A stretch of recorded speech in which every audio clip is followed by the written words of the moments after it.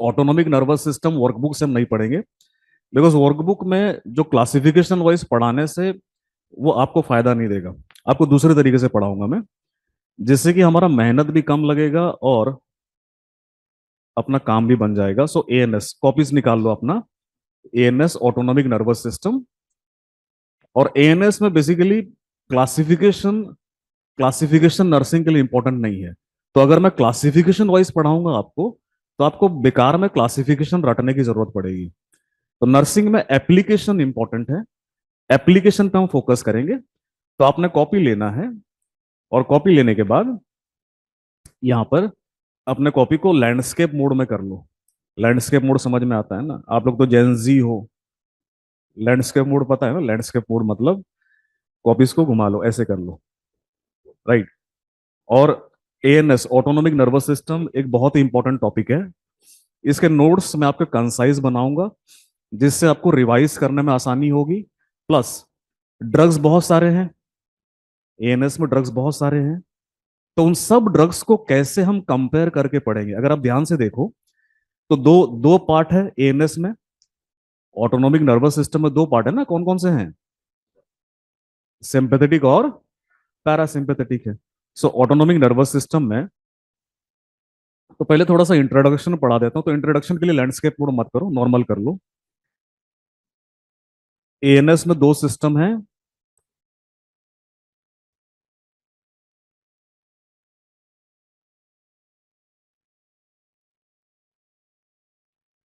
Parasympathetic है और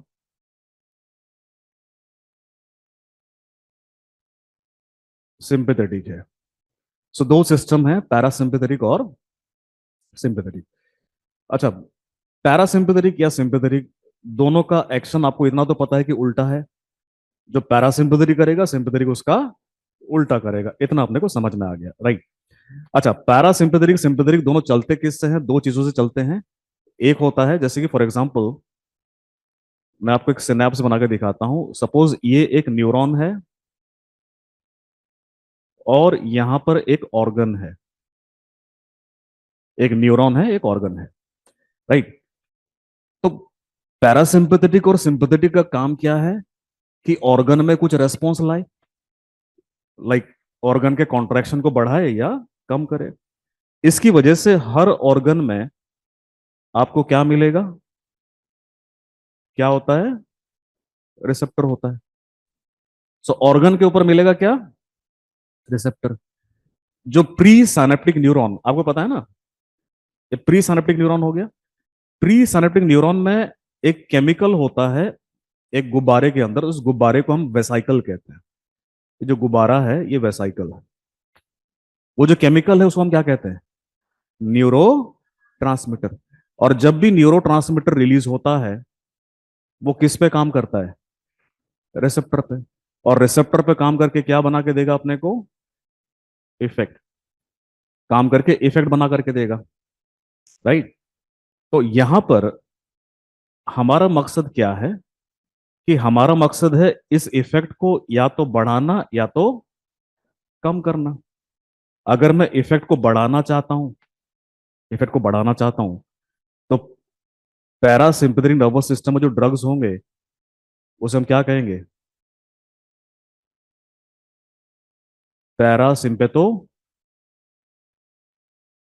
पैरासिम्पेथो माइमेटिक्स। इसका दूसरा नाम क्या है?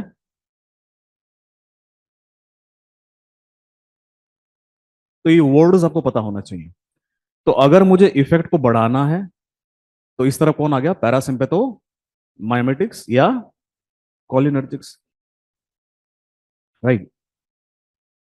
तो पैरासिम्पेथो माइमेटिक्स या कोलिनर्जिक्स, इसका इफेक्ट दूसरी तरफ हम जाएंगे तो आएगा सिंपेथो माइमेटिक्स या सिंपेथोलाइटिक्स। पैरासिम्पेथो माइमेटिक्स का इफेक्ट किसके जैसा होगा?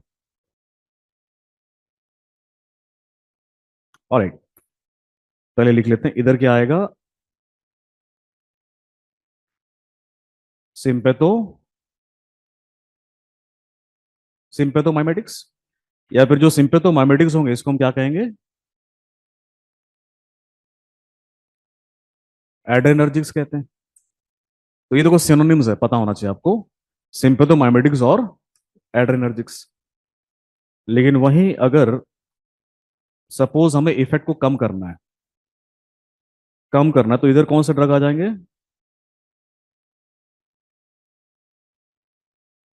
पैरासिम्पेथोलाइटिक्स, या पैरासिम्पेथोलाइटिक्स को क्या कहेंगे हम? एंटी कॉलिनर्जिक्स। सो देखो ये क्लासिफिकेशन पता होना चाहिए आपको, पैरासिम्पेथोलाइटिक्स कहेंगे या एंटी कॉलिनर्जिक्स कहेंगे। दूसरी तरफ जो कम करेंगे उनको हम क्या कहेंगे? सिंपेथोलाइटिक्स कहेंगे या एंटी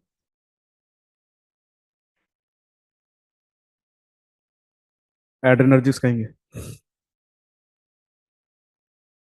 एंटी एड्रेनर्जिक्स कहेंगे।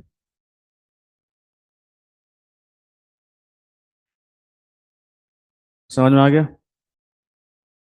अब यहां पे देखो, जो पैरासिम्पेथोमाइमेटिक्स हैं इनका इफेक्ट किसके जैसा होगा? सिंपेथोमाइमेटिक्स या सिंपेथोलाइटिक्स? लॉजिक लगाओ, मैंने क्या कहा था, इनका और इनका इफेक्ट उल्टा होगा, उल्टा होगा, राइट? तो जो पैरासिम्पेथोमाइमेटिक्स ड्रग करेंगे वो कौन करेगा, सिंपेथोमाइमेटिक्स या सिंपेथोलाइटिक्स? सिंपेथो। तो इनका इफेक्ट इनके जैसा होगा, इनका इफेक्ट इनके जैसा होगा।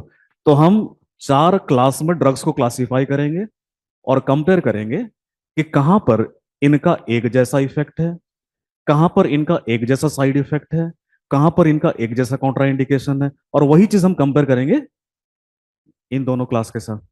क्लियर है? ऑलराइट। तो ये इस प्रकार हम एएनएस को डिस्कस करेंगे। अब इससे पहले हम आगे बढ़े, पैरासिम्पेथेटिक में मैंने न्यूरोट्रांसमीटर और रिसेप्टर की बात करी थी। तो दोस्तों न्यूरोट्रांसमीटर पैरासिम्पेथेटिक में कौन है और सिंपैथेटिक में कौन है, ये बताओ, ये तो पता होगा आपको। पैरासिम्पेथेटिक में न्यूरोट्रांसमीटर कौन है? एसिटाइल कोलिन है कि नॉरएपिनेफ्रिन है? एसिटाइल कोलिन है। यहां पर कौन है? नॉर एपिनेफ्रिन है। तो वहां पर एसिटाइल कोलिन है, यहां पर नॉर एपिनेफ्रिन है। All right. रिसेप्टर कौन से हैं पैरासिम्पेथेटिक में? रिसेप्टर कौन से हैं? मास्करेनिक निकोटिनिक है कि अल्फा बीटा है? कौन से हैं? मास्करेनिक और निकोटिनिक। मास्करेनिक और निकोटिनिक है। यहां पर जो रिसेप्टर है वो कौन सा है? अल्फा और बीटा है, अल्फा बीटा है। तो ये बेसिक्स हैं, कुछ पता होना चाहिए आपको। पर यहां पर ज्यादातर एमसीक्यूज जो हैं आपको ड्रग के यूज पे आएगा, कौन सा ड्रग कहां पे यूज होता है, राइट? तो अब एक नया पेज ले लो और अब कॉपी को घुमा लो लैंडस्केप मोड में। एक नया पेज ले लो और कॉपी को घुमा लो लैंडस्केप मोड में। अब हम क्या करेंगे, अब एएनएस को अगर हम क्लास वाइज पढ़ते हैं ना, class wise, alpha blocker, beta blocker, इस तरह से क्लास वाइज पढ़ेंगे तो बहुत बड़ा बन जाता है और फिर अ, दिमाग में समाता नहीं है। हम वैसा नहीं पढ़ेंगे, एग्जाम पॉइंट ऑफ व्यू से हम कुछ अलग तरीके से पढ़ेंगे। अब देख लो पहले मैं किस तरह से क्या लिखने वाला हूं। जो आपके कॉपी को चार हिस्सों में डिवाइड कर देंगे हम, और पहले देख लो, पहले हम लिखेंगे पैरासिम्पेथो प्लस मतलब माइमेटिक्स हो गया। फिर लिखेंगे हम पैरासिम्पेथो माइनस मतलब पैरासिम्पेथो लाइटिक्स हो गया। फिर कौन आ गया? सिम्पेथो माइमेटिक आ गया। फिर कौन आ गया? सिम्पेथो। समझ में आ गया?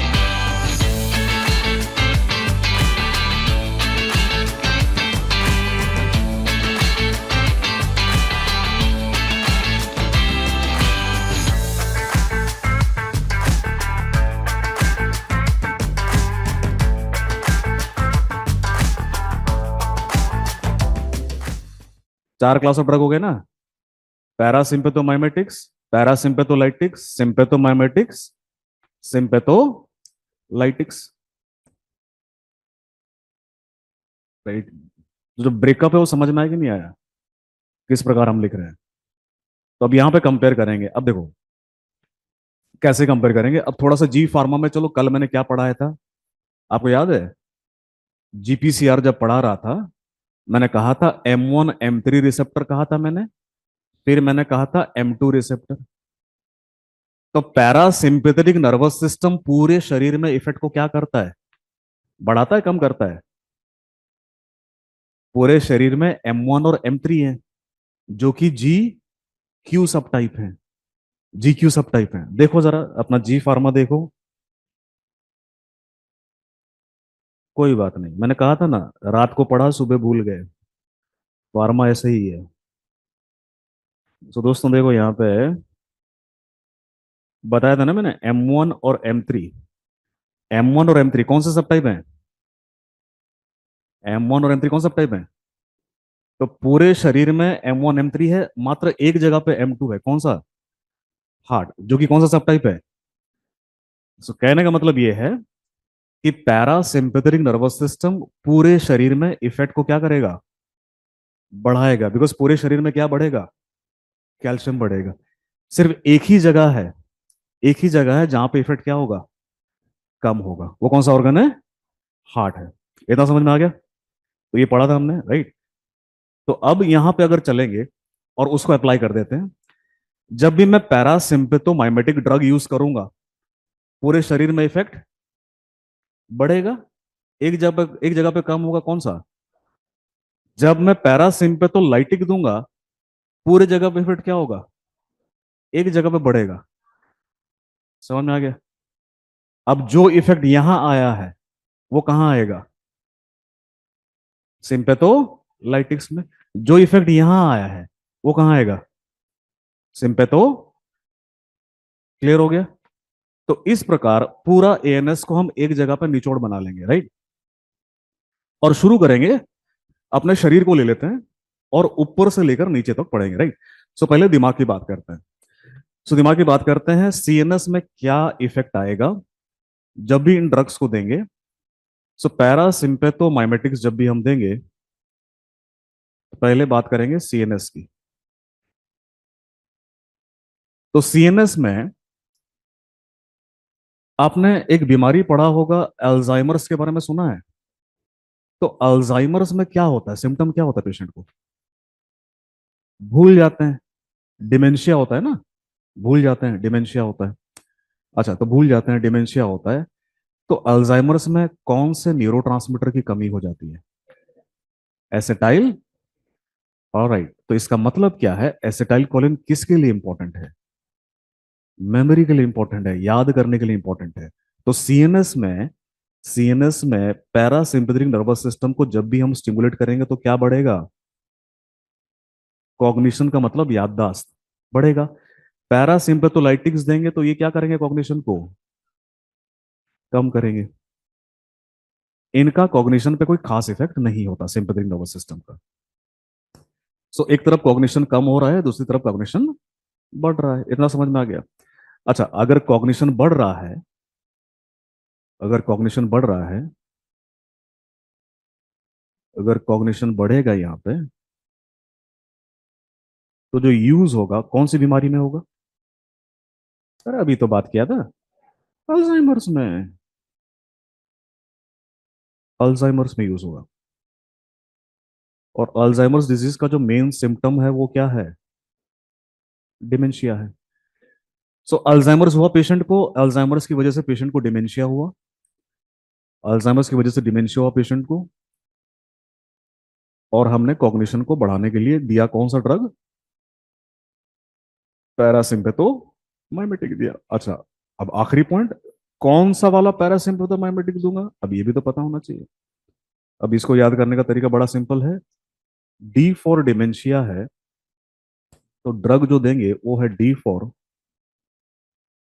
डोनेपेजल। सुना है इसके बारे में, डी फॉर डोनेपेजल। सो दोस्तों डिमेंशिया होगा तो डी फॉर डिमेंशिया, कौन सा ड्रग देंगे, D for donepezil, right. So Alzheimer's में डी फॉर डोनेपिजिल देंगे। और भी ड्रग्स हैं, बट अल्जाइमर का ड्रग ऑफ चॉइस डोनेपिजिल है, राइट। तो एमसीक्यूज अगर आपको आएंगे ज्यादातर इसी पे सवाल आएगा। तो सारे ड्रग याद नहीं रखेंगे, जो इंपॉर्टेंट है वो याद रखें, डोनेपिजिल इंपॉर्टेंट है। दूसरी तरफ अगर आप देखें, कॉग्निशन कम हो रहा है, याददाश्त कम हो रहा है, तो ये कोई क्लिनिकल यूज तो हो नहीं सकता। आपके पास कोई पेशेंट आएगा नहीं, बोलेगा डॉक्टर साहब या नर्स कोई ऐसा काम करो कि मेरी याददाश्त चली जाए। ऐसा तो कोई आएगा नहीं आपके पास, राइट। तो इसको यूज कहाँ किया जाता है? इसको यूज करने का मेरा रीजन होता है एक प्रोसीजर में, उस प्रोसीजर को हम कहते हैं नार्को एनालिसिस। सुना आप लोगों ने नार्को एनालिसिस के बारे में? नार्को एनालिसिस, नार्को टेस्ट कहते हैं इसको। ये आप कई बार हिंदी फिल्मों में देखा होगा आप लोगों ने। अम, तो नार्को एनालिसिस जो करते हैं हम यहाँ पे, उसमें करते हैं कि आपने देखा होगा कि जो क्रिमिनल है, जो सच उगलवाने के लिए जो क्रिमिनल है, सस्पेक्टेड क्रिमिनल अभी प्रूव नहीं हुआ है, तो सस्पेक्टेड क्रिमिनल को एक दवाई देते हैं, और वो दवाई दे करके उसके कॉग्निशन को कम करते हैं उस समय के लिए, ताकि उसको समझ ना आए कि आपसे कौन पूछ रहा है, क्यों पूछ रहा है, और आपको जो सच पता है आप उसको बता देंगे। तो ये जो नार्को एनालिसिस का टेस्ट किया जाता है, इसके लिए ड्रग कौन सा यूज होता है? नार्को एनालिसिस के लिए जो ड्रग यूज होता है, स्कोपोलामाइन यूज होता है। तो वहां पर डोनेपेजिल ड्रग था, स्कोपोलामाइन। अब कैसे याद रखेंगे स्कोपोलामाइन को? अब देखो, आपने देखा है कभी नार्को टेस्ट होते हुए? दवाई देके हम क्या करा देते हैं उसको? सुला देते हैं ना उसको, सुला देते हैं। तो पेशेंट को हम क्या कहेंगे? सो जा, राइट। सो पेशेंट को सुला देना हमने। तो सोने के लिए जो दवाई देंगे वो कौन सा है? स्कोपोलामाइन। सो नार्को एनालिसिस के लिए स्कोपोलामाइन दिया जाता है। अच्छा, नार्को एनालिसिस का टेस्ट जो किया जाता है, नार्को टेस्ट जब भी किया जाएगा, फोरेंसिक वाले करते हैं इसको, नार्को टेस्ट को। और आपको क्या पता है इसके बारे में? कोर्ट से परमिशन की जरूरत पड़ती कि नहीं पड़ती? बिना कोर्ट के परमिशन के आप नार्को टेस्ट नहीं कर सकते। ऑलराइट। अच्छा, नार्को टेस्ट में जो भी मेरे को मिला, कोर्ट उन चीजों को एडमिट करेगा कि नहीं करेगा? नहीं करेगा। यही पैराडॉक्स है। कोर्ट कहता है कि नार्को टेस्ट करो, लेकिन जो फाइंडिंग आपको मिला, जो जो उस क्रिमिनल ने कहा नार्को टेस्ट में, वो ट्रायल में उसके अगेंस्ट यूज नहीं हो सकता। अब आप पूछोगे फिर ये करना क्यों है? इसलिए करते हैं कि आपको पता है कई बार जो इन्वेस्टिगेटिव एजेंसीज होती हैं, दे हिट अ डेड एंड। मतलब उनके जो वो केस में उनको कोई ब्रेक थ्रू नहीं मिल रहा, डेड एंड आ गया, पता नहीं चल रहा। अब उनको चाहिए कि भाई आगे कुछ पता लगाएं, सुराग पता लगाएं, ताकि केस आगे बढ़ सके। उसका सिर्फ उतना ही महत्व है, राइट। तो स्कोपोलामाइन देते हैं, हालांकि देते हैं स्कोपोलामाइन, पर स्कोपोलामाइन ज्यादा टॉक्सिक है। इसी वजह से नार्को एनालिसिस का जो ड्रग ऑफ चॉइस है, स्कोपोलामाइन दे सकते हो आप, लेकिन ड्रग ऑफ चॉइस नहीं है। ड्रग ऑफ चॉइस है वो टायोपेंटोन है। टायोपेंटोन के बारे में सुना आप लोगों ने? Very good. थायोपेंटोन कहाँ यूज होता है? एनेस्थीसिया में यूज होता है। आईवी थायोपेंटोन क्यों देते हैं? आपने सुना है इंडक्शन ऑफ एनेस्थीसिया? एक होता है इंडक्शन ऑफ एनेस्थीसिया, एक होता है मेंटेनेंस ऑफ एनेस्थीसिया। इंड्यूस करने के लिए आईवी थायोपेंटोन देते हैं। सो जो थायोपेंटोन है, that is the current drug of choice, because ये कम टॉक्सिक है, right. Scopolamine is more toxic. तो नार्को एनालिसिस में दो ड्रग हमने याद रखने हैं, एक स्कोपोलामाइन है, दूसरा थायोपेंटोन है। करंटली अगर सवाल पूछेंगे ड्रग ऑफ चॉइस क्या है, मेरा बेटर आंसर क्या होगा? थायोपेंटोन। अच्छा, स्कोपोलामाइन में एक पॉइंट याद रखना, क्लासिकली, बिकॉज इसको देने के बाद इंसान सच ही बोलता था, तो स्कोपोलामाइन को क्लासिकली एक नाम दिया गया था, ट्रूथ सीरम। ये क्लासिकल नाम है स्कोपोलामाइन का, ट्रूथ सीरम। सच्चाई बोलने वाली दवाई जो है, ट्रूथ सीरम। अच्छा, स्कोपोलामाइन का कोई और यूज पता है आपको? मोशन सिकनेस पढ़ेंगे थोड़ी देर के बाद। मोशन सिकनेस में कैसे देते हैं इसको, चलो कोई नहीं, थोड़ी देर के बाद बात करेंगे। सो बहरहाल हमने दो चीजें देखा। सिंपैथेटिक नर्वस सिस्टम का सीएनएस में से कोई खास इफेक्ट नहीं है, लेकिन पैरासिम्पैथेटिक का इफेक्ट है। पैरासिम्पैथोमाइमेटिक क्या कर रहे हैं, कॉग्निशन को बढ़ा रहे हैं। पैरासिम्पैथोलाइटिक क्या कर रहे हैं, कम कर रहे हैं। तो पैरासिम्पैथोमाइमेटिक कौन सी बीमारी में यूज होगा, अल्जाइमर्स में। डी फॉर डिमेंशिया में कौन सा ड्रग देंगे, डी फॉर डोनेपेजिल। और कॉग्निशन कम हो रहा है, यूज क्या होगा, नार्को एनालिसिस। पेशेंट को बोलेंगे सो जा, सोने के लिए कौन सा दवाई देंगे, लेकिन ड्रग ऑफ चॉइस क्या है, एक चीज हमारा क्लियर हो गया, सीएनएस।